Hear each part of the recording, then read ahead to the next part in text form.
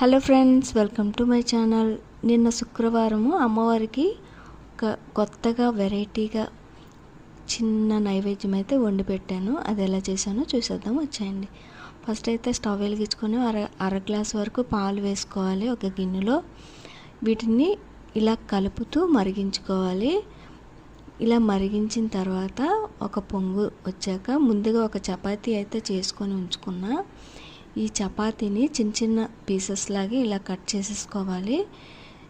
చిన్నగా కట్ చేసేసుకోవాలి. ఇలా కట్ చేసేసుకున్న వాటిని ఈ పాలు మరుగుతున్నాయి కదా, ఇందులో వేసేసుకోవాలి. ఈ చిన్న ముక్కల్ని, చపాతీ ముక్కల్ని ఇలా వేసేసుకోవాలి.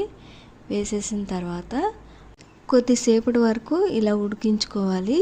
చిన్న ఫ్లేమ్ మీద మంట పెట్టుకోవాలి. ఇలా ఉడికిన తర్వాత కొద్దిగా చిక్కబడుతుంది. చిక్కబడిన తర్వాత షుగర్ అనేది వేసుకోవాలి.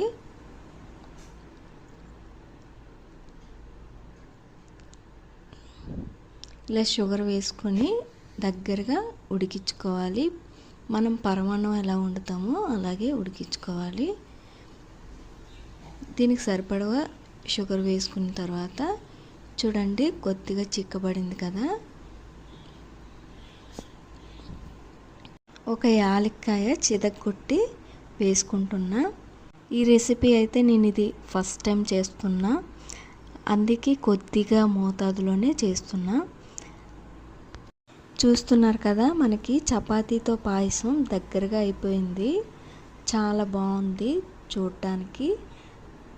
ఇప్పుడు ఒక గిన్నెలో అయితే తీసేసుకున్నా. ఇప్పుడు అమ్మవారికి నైవేద్యంగా పెట్టేస్తున్నా. పైన ఒక డ్రై ఫ్రూట్స్ లాంటివి ఏవైనా వేసుకోవచ్చు, మీ ఇష్టం. అమ్మవారికి ఇప్పుడు నైవేద్యం పెట్టేద్దాము, వచ్చేయండి. నైవేద్యం పెట్టేసిన తర్వాత ప్రసాదం కింద మేమందరం తీసుకున్నాము. చాలా టేస్టీగా ఉంది. మీరు కూడా ట్రై చేయొచ్చు. చపాతీతో పాయసం చాలా టేస్టీగా ఉంది. ఒకసారి ట్రై చేయండి మీరు కూడా.